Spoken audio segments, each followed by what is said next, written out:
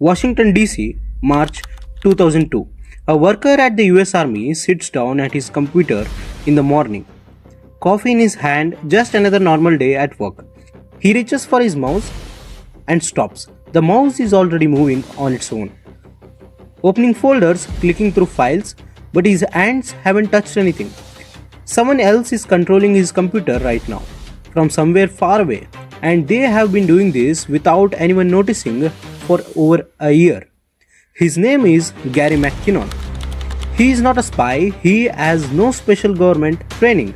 He is just a regular guy from Scotland sitting in his girlfriend's house in London, using one of the slowest internet connections you can imagine. And between 1999 and 2002, this one man broke into 97 computers belonging to the US military and NASA, the Army, the Navy, the Air Force, the Pentagon, NASA itself, all from his bedroom. But the number of computers he hacked is not the most shocking part of this story. What he found inside those computers is actually the important thing.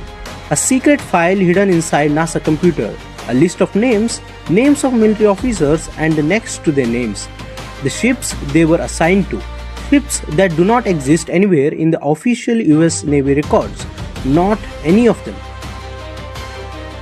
Okay, before we go any further, let me explain something. Because the way Gary McKinnon got into these computers is not what you would expect from a Hollywood hacking movie. Imagine your college has 1000 lockers. Every locker is supposed to have a padlock on it. But some students have never bothered putting a padlock on theirs. The locker just looks closed. But if you pull the handle, it opens, no key needed.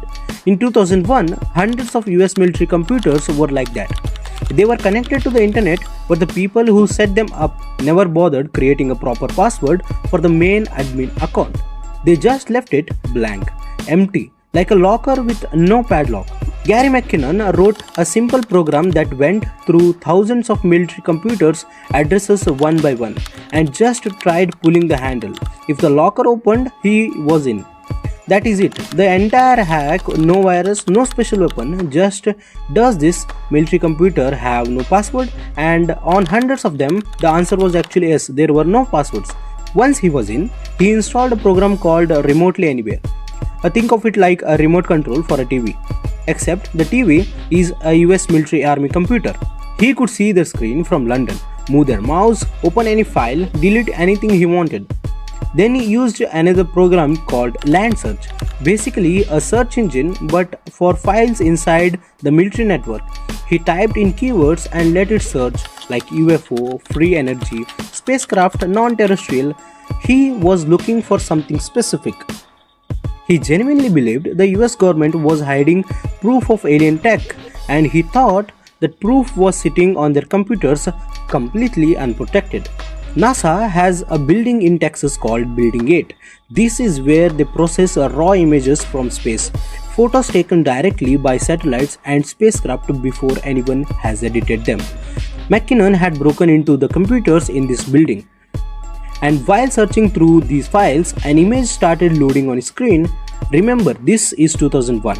The internet was incredibly slow. Images loaded from top to bottom, line by line, like a curtain slowly being pulled down. What he saw loading was space, black stars, then the curve on Earth appearing at the bottom of the image. And then something else, a large object floating above the Earth shaped like a huge cigar, perfectly smooth, no wings and no engine you could see, no markings of any kind. McKinnon has told his exact same story in the interview after interview for over 20 years, every detail the same. And in 20 years, the US government has never once shown the file doesn't exist, and they have also never shown it does.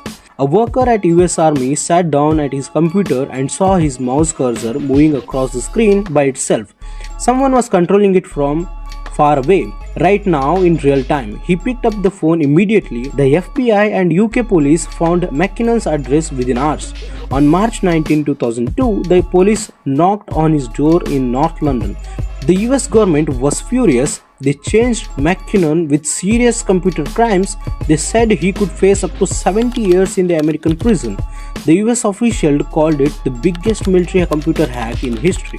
But to send McKinnon to America, the UK government had to agree to hand him over. And that is where things got complicated. In 2008, doctors discovered that McKinnon had a condition called Asperger's syndrome. This is a condition that affects how a person's brain works, making certain situations much harder to deal with than most people. His doctors warned that putting him in a harsh American prison would be extremely dangerous for his mental health. They believed he might try to harm himself. Members of the parliament stood up in the UK government and spoke up for him. October 16, 2012, 10 full years after his arrest, the UK Home Secretary Theresa May made her decision. That a decision to extradite would be incompatible with Mr. McKinnon's human rights. I have therefore withdrawn the extradition order against Mr. McKinnon. Gary McKinnon today is 58 years old. He plays guitar, he still gives interviews. And he still says everything he found those NASA computers was real. The file, the ships, the photo, all of it.